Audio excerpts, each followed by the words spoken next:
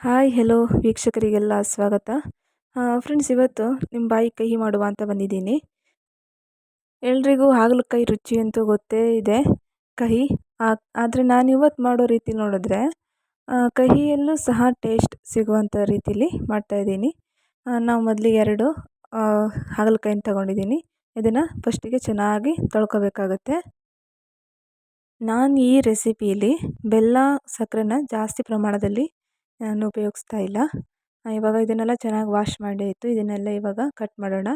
ನೋಡ್ರಿ, ಈ ರೀತಿ ಕಟ್ ಮಾಡಿ ಒಳಗಡೆ ಇರುವಂಥ ತಿರುಳನ್ನು ನಾವು ಸ್ವಲ್ಪವೂ ಸಹ ಅದರಲ್ಲಿ ಇರದ ಹಾಗೆ ತೆಗಿಬೇಕಾಗತ್ತೆ. ಇಲ್ಲಾಂದರೆ ಕಹಿ ಜಾಸ್ತಿ ಆಗುತ್ತೆ.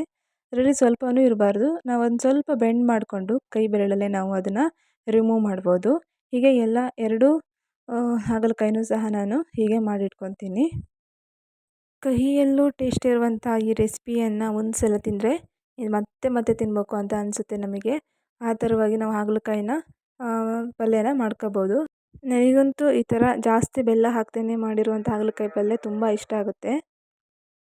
ಫ್ರೆಂಡ್ಸ್, ಯಾರಾದರೂ ನನ್ನ ಈ ಚಾನಲ್ನ ನೋಡ್ತಾ ಇದ್ದಾರೆ, ಹೊಸದಾಗಿ ನೋಡ್ತಾ ಇದ್ದರೆ ದಯವಿಟ್ಟು ನೀವು ಸಬ್ಸ್ಕ್ರೈಬ್ ಮಾಡಿಕೊಡ್ರಿ. ಹಾಗೆ ಈ ರೆಸಿಪಿ ಇಷ್ಟವಾದರೆ ಒಂದು ಲೈಕ್ ಕೊಡಿರಿ. ಇವಾಗ ಈ ಹಾಗಲಕಾಯಿನ ನಾವು ಸಣ್ಣದಾಗಿ ಕಟ್ ಮಾಡ್ಕೊಳ್ಳೋಣ. ತೆಳುವಾಗಿ ಕಟ್ ಮಾಡ್ಕೋಬೋದು ಅಥವಾ ಸ್ವಲ್ಪ ದಪ್ಪದಲ್ಲೇ ಸಹ ಕಟ್ ಮಾಡ್ಕೋಬೋದು. ಹೀಗೆ ಎಲ್ಲವನ್ನು ಕಟ್ ಮಾಡಿ ಇಟ್ಕೊಳ್ಳೋಣ. ಕಟ್ ಮಾಡಿದ್ನೆಲ್ಲ ಒಂದು ಪ್ಲೇಟಿಗೆ ಹಾಕಿ ಸೈಡಲ್ಲಿ ಇಟ್ಕೊಳ್ಳೋಣ.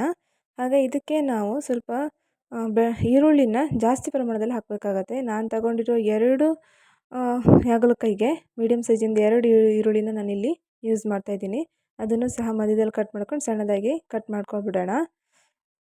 ಆಮೇಲೆ ಇದಕ್ಕೆ ಟೊಮೊಟೊ ಹಣ್ಣು ಹಾಕಲೇಬೇಕು ಅಂತ ಏನಿರೋದಿಲ್ಲ, ಆಪ್ಷನಲ್ಲು. ಆದರೆ ನಾನಿಲ್ಲಿ ಟೊಮೊಟೊ ಹಣ್ಣು ಹಾಕ್ತಾಯಿದ್ದೀನಿ. ಟೊಮೊಟೊ ಹಣ್ಣು ಹಾಕಿದರೂ ಹಾಕ್ತಾಯಿದ್ರು ನಾವು ಎಕ್ಸ್ಟ್ರಾ ಹುಳಿನ ಹಾಕಲೇಬೇಕಾಗುತ್ತೆ. ಒಂದು ಸಲ ನೀವು ಇದನ್ನು ಟ್ರೈ ಮಾಡಿ ಫ್ರೆಂಡ್ಸ್. ನಾವು ಈ ರೆಸಿಪಿ ಮಾಡಲಿಕ್ಕೆ ಸ್ವಲ್ಪ ಎಣ್ಣೆನ ನಾವು ಜಾಸ್ತಿನೇ ಬಳಸಬೇಕಾಗತ್ತೆ. Cooking oil. ಎಣ್ಣೆ ಕಾಯ್ತಾ ಬಂದಿದೆ. ಇದಕ್ಕೆ ಬೆಳ್ಳುಳ್ಳಿ, ಸಾಸಿವೆನ ಹಾಕ್ಕೊಳ್ಳೋಣ. ಆಮೇಲೆ ನಾವು ಕಟ್ ಮಾಡ್ಕೊಂಡಿರೋಂಥ ಈರುಳ್ಳಿನ ಹಾಕಿ ಚೆನ್ನಾಗಿ ಫ್ರೈ ಮಾಡ್ಕೊಳ್ಳೋಣ. ಅದು ಕಲರು ಬರೋ ಹಾಗೆ ನಾವು ಫ್ರೈ ಮಾಡ್ಕೋಬೇಕಾಗತ್ತೆ. ನಿಮಗೆ ಈ ರೆಸಿಪಿ ಇಷ್ಟವಾದರೆ ಖಂಡಿತ ಒಂದು ಲೈಕ್ ಮಾಡಿ ಫ್ರೆಂಡ್ಸ್. ಹಾಗೆ ಸಬ್ಸ್ಕ್ರೈಬ್ ಮಾಡ್ಕೊಳ್ಳೋದನ್ನು ಮರಿಲೇಬೇಡ್ರಿ. ಯಾಕೆಂದರೆ ನಾನು ಹೊಸದಾಗಿ ವಿಡಿಯೋ ಹಾಕ್ತಾವಾಗ ನಿಮಗದು ನೋಟಿಫಿಕೇಷನ್ ಬರುತ್ತೆ. ಓಕೆ, ಇವಾಗ ಇದಕ್ಕೆ ರುಚಿ ತಕ್ಕಷ್ಟು ಉಪ್ಪು ಹಾಕಿ ಮತ್ತೆ ಚೆನ್ನಾಗಿ ಫ್ರೈ ಮಾಡ್ಕೊಳ್ಳೋಣ. ಆಮೇಲೆ ಟೊಮೊಟೊ ಹಣ್ಣನ್ನು ಎಲ್ಲ ಹಾಕಿ ಮತ್ತೆ ಚೆನ್ನಾಗಿ ಫ್ರೈ ಮಾಡ್ಕೊಬಿಡೋಣ. ಟೊಮೊಟೊ ಹಣ್ಣು ಸ್ವಲ್ಪ ಕರಗಿದ ನಂತರ ನಾವು ಈ ಕಟ್ ಮಾಡ್ಕೊಂಡಿರುವಂಥ ಹಾಗಲಕಾಯಿನೆಲ್ಲ ಹಾಕಿ ಮತ್ತೆ ಒಂದು ಸಲ ಚೆನ್ನಾಗಿ ಮಿಕ್ಸ್ ಮಾಡ್ಕೋಬೇಕಾಗತ್ತೆ. ಈಗ ನಾನು ಇದಕ್ಕೆ 1 ಲೋಟದಷ್ಟು ನೀರು ಹಾಕಿ ಮತ್ತೆ ಅದನ್ನ ಬೇಯಲಿಕ್ಕೆ ಹಾಕಿ ಬಿಡೋಣ. 1 ಲೋಟದಷ್ಟು ನೀರು ಹಾಕಿದ್ರೆ ಸಾಕು. ಇವಾಗ ಇದು ಕುದೀತಾ ಬರ್ತಾ ಇದೆ ಅನ್ನೋ ಅಷ್ಟರಲ್ಲಿ ನಾವು ನೀವು ಎಷ್ಟು ಖಾರ ತಿಂತೀರೋ ಅಷ್ಟು ಮಟ್ಟಿಗೆ ನೀವು ಖಾರದ ಪುಡಿನ ಹಾಕ್ಕೊಳ್ರಿ. ಆಮೇಲೆ ಅರ್ಧ ಚಿಟಿಕೆಯಷ್ಟು ಅರಿಶಿಣ ಹಾಕ್ಕೊಳ್ಳೋಣ. ಆಮೇಲೆ ಹುಣಸೆ ಹುಳಿನ ತೊಳೆದು ಅದು ನೆನೆಸಿಟ್ಟು ಆ ನೀರನ್ನ ಹಾಕ್ತಾಯಿದ್ದೀನಿ. ಹಾಗೆ ಒಂದು ಸ್ವಲ್ಪದಲ್ಲಿ ನಾನು ಬೆಲ್ಲವನ್ನು ಹಾಕ್ತಾಯಿದ್ದೀನಿ. ನಿಮಗೆ ಕಹಿ ಹೆಚ್ಚಾಗುತ್ತೆ ಅಂದಾಗ ಬೆಲ್ಲ ಜಾಸ್ತಿ ಹಾಕ್ಕೊಡ್ರಿ. ಈ ನೀರು ಇವಾಗ ಆರ್ತಾ ಬಂದಿದೆ ನೋಡಿರಿ. ಇವಾಗ ಇಷ್ಟೇ ನೀರು ಬತ್ತಿ ಹೋಗ್ಬಿಟ್ಟಿದೆ. ಇವಾಗ ಚೆನ್ನಾಗಿ ಇದನ್ನು ನಾನು ತುಂಬ ಡ್ರೈ ಮಾಡಬೇಕಾಗತ್ತೆ. ಇದಕ್ಕೆ ನಾನು ಅರ್ಧ ಕಡಿಯಷ್ಟು ಕಾಯಿ ತುರಿ ತಗೊಂಡಿದ್ದೆ. ಇವಾಗ ಇಷ್ಟು ಬೇಕೇ ಬೇಕಾಗುತ್ತೆ ಇದಕ್ಕೆ.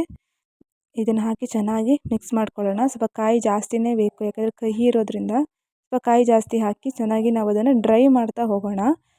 ಇದರಲ್ಲಿ ಸ್ವಲ್ಪನೂ ನೀರಿನ ಅಂಶ ಇಲ್ಲದೆ ಇರೋ ಹಾಗೆ ನಾವು ಡ್ರೈ ಮಾಡ್ತಾ ಇರಬೇಕಾಗತ್ತೆ. ತುಂಬ ಹೊತ್ತು ಒಲೆ ಮೇಲೆ ಇಟ್ಟು ನಾವು ಚೆನ್ನಾಗಿ ಡ್ರೈ ಮಾಡ್ಕೊಳ್ತಾ ಹೋದವಾಗ ಕಹಿ ಸ್ವಲ್ಪ ಕಡಿಮೆ ಆಗ್ತಾ ಬರುತ್ತೆ. ನಿಮಗೆ ಕಹಿ ತಿನ್ನೋದಕ್ಕೆ ಆಗೋದಿಲ್ಲ ಅನ್ನೋವಾಗ ಸ್ವಲ್ಪ ಬೆಲ್ಲವನ್ನು ಜಾಸ್ತಿ ಹಾಕ್ಕೊಳ್ರಿ. ಪರವಾಗಿಲ್ಲ, ಕಹಿ ತಿಂತೀವಿ ಅಂದರೆ ಈ ಥರನೇ ಡ್ರೈ ಮಾಡಿಕೊಡ್ರಿ, ಚೆನ್ನಾಗಿರುತ್ತೆ.